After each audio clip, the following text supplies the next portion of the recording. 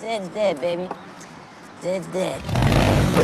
Today we're gonna be taking a look at Pulp Fiction. There's a reason this film is considered Tarantino's magnum opus. It's wholly original, the dialogue is some of the best you'll ever see, and the interconnected stories told out of chronological order are all equally as intriguing. Out of all his movies, it's also the one that leaves us with the most questions. Questions that emanate from the many puzzling decisions made throughout the film. Which brings us to what this video is all about. Examining the characters, their different motivations, and how it all impacts the events of the film.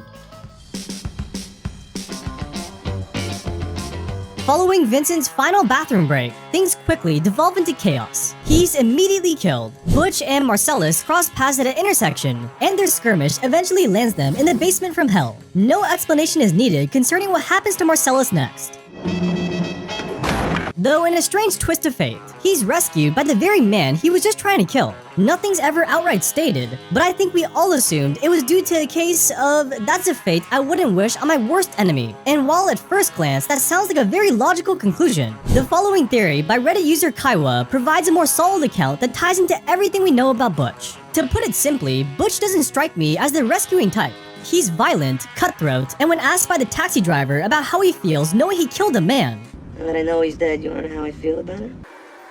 I don't feel the least bit bad about it. If he never laced up his glove, which he never should have done in the first fucking place, he'd still be alive. Of course, this doesn't eliminate the possibility that some things go too far for even Butch to ignore. But for him to risk his life saving Marcellus of all people, who could have still killed him regardless, I'm convinced there has to be a deeper motivation behind his actions. In accordance with this was the one other time we see Butch get very emotional, act out of character, and make a decision he almost regrets, when he goes back to retrieve his gold watch in a move that nearly cost him his life. As you'd have it, both events, him going back for the watch and saving Marcellus's life, are connected to the saga of his forefathers relayed by Captain Coons. Oh man, I give the watch to you.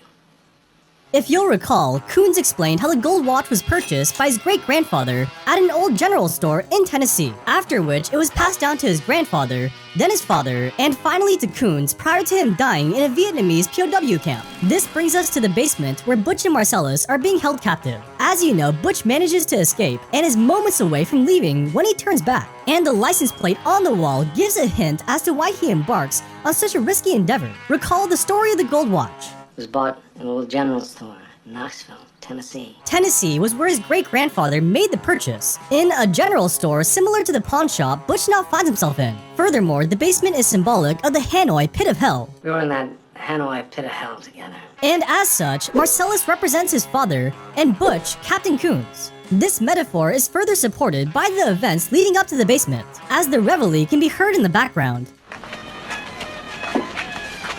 With tropical plants in the apartment complex, it's all a figure of speech representative of him getting drafted and being shipped off to Vietnam. Hopefully, you'll never have to experience this yourself. Even Zed, a uniformed security guard, can be seen as one of the prison guards who tortured his father. And don't forget about the sacrifice both men made. I hid this uncomfortable hunk of metal up my ass 2 years. Not by choice, Marcellus makes a similar yet oh so different sacrifice, but still ultimately providing Butch the opportunity to escape. So in my opinion, this 100% was the meaning behind the scene. He didn't do it because of a moral compass or fear of regret or anything normal like that. It was out of duty and in a way, saving the metaphorical representation of his own father. As Captain Coons stated, You take on certain responsibilities of the other.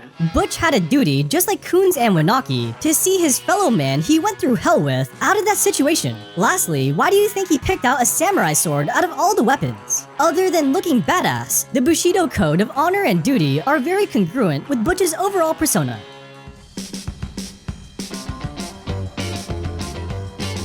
Vincent Vega has to be in the running for worst hitman of all time, and it's honestly hard to believe he still has a job. Even before the film takes place, Vincent was stationed in Amsterdam, and knowing what we know, I find it highly unlikely he was placed there due to his good behavior. He comes back to America, and within a period of only 3 days, nearly kills everyone around him. A lot of this has to do with his addiction to heroin, though that's a pretty terrible excuse. As a result of his carelessness, he nearly kills the boss's wife and accidentally shoots Marvin in the face. More on that later. After taking very little responsibility for creating such a massive problem, Vincent has the nerve to mouth off to the wolf, Boys, get to work. Please would be nice. and later makes an enemy in Butch for no apparent reason. You looking at something, friend? You ain't my friend, Blue. finally, he makes one mistake too many by leaving the gun on the counter and pays with his life. As I said earlier, the real question is, why the hell does Vincent still have a job? And this theory by user Just Embarrassing proposes that while he's a hitman by name, Marcellus only really gives him menial assignments due to a lack of trust. His first and most important job is to accompany Jules in recovering the briefcase. But looking back, he wasn't needed at all. Jules is a very capable hitman, and it's not like Vincent really brought anything to the table, like actually checking the bathroom. In the end, all he does is open the briefcase and kill Marvin. Vincent's next task is to take Marcellus's wife out to dinner. I don't know if you can even call that a job. It's basically make sure she's safe and don't f her. Yet somehow Vincent struggles with both of them.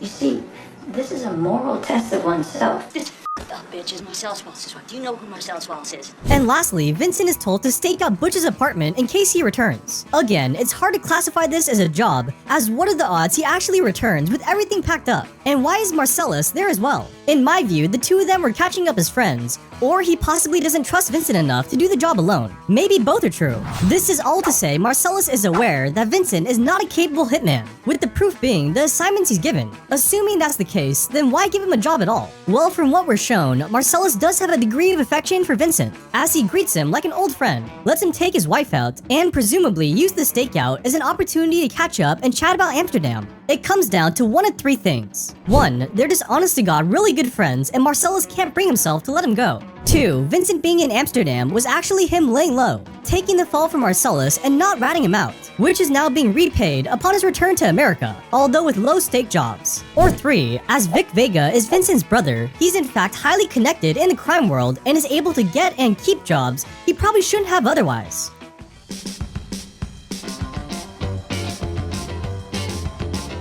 Out of all his f***ups, shooting Marvin in the face has got to be Vincent's most egregious mistake. There's just so many things wrong with this picture, all of which we'll go over later, but maybe the most perplexing aspect is his utter indifference to what just occurred. Oh man, I shot Marvin in the face. What? Now here's an interesting thought posted by Tekla_SAP. Although Vincent adamantly repeats it was an accident. I didn't mean to do it, was an accident. Oh man, I see some crazy ass shit in my time, but Just chill out, man. What if he killed Marvin on purpose? There's two primary reasons I now accept this as canon, and I actually think it's possible that both may have played a factor in his decision. To understand Vincent's first motive, let's go back to the previous scene where we're introduced to Marvin. Notably, Marvin was shown to be Jules' informant, who Vincent had never met before. Tell me up there. 3 or 4. Let's count that guy. Fast forward to the quote-unquote miracle, Vincent immediately becomes suspicious as to why he didn't say a peep about the guy hiding in the bathroom. Why the f didn't you tell us somebody was in the bathroom? Slip your mind? Before he can answer, Jules interrupts with the whole divine intervention thing and shifts the focus away from Marvin. The thing is, even though Jules might have been infatuated with this concept of divine intervention, I think Vincent never got over the notion that Marvin was possibly a traitor. He was a complete stranger. We know how Vincent treats people he's unfamiliar with. He ain't my friend, Pluka. And realistically, he probably should have mentioned the guy in the bathroom. Thus, it's not out of the question that Vincent killed Marvin suspecting he was some sort of a double agent. The next line of reasoning I find compelling has to do with the whole concept surrounding divine intervention, the shepherd, and the tyranny of evil men. Jules wholeheartedly believes that the missed bullets were a miracle from God, while Vincent thinks much less of the event. What happened here was a miracle, and I want you to fucking acknowledge it. All right, it was a miracle. The argument continues in the car with neither side giving an inch, when Vincent decides to ask Marvin his opinion. Well, you gotta have an opinion. I mean, do you think that God came down from heaven and stopped?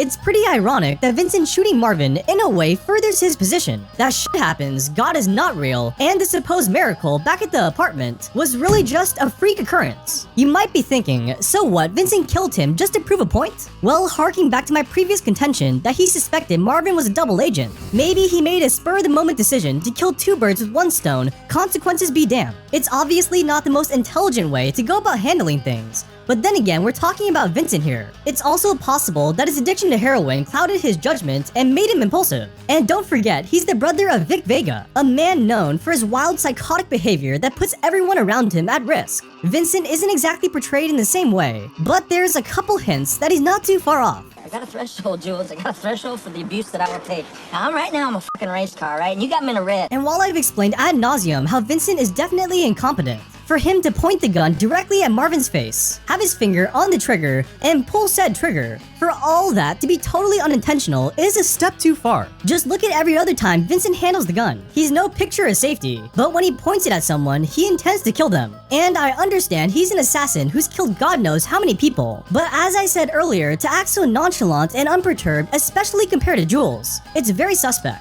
Chill out, man. I told you it was an accident. You went over a bump or Hey, the something. car ain't hit no motherfucking bump. Lastly, from a symbolic point of view, this whole theory fits in quite nicely. Jules is the shepherd, Vincent the tyranny of evil, and Marvin the weak. Vincent, as the tyranny of evil, attempts to sway Jules the shepherd away from good, away from believing in miracles, and does so by creating his own bizarre event to discredit the one that is witnessed. Obviously, the attack by the tyranny of evil to dissuade the shepherd fails to shake him from the path of righteousness. About the miracle we witnessed.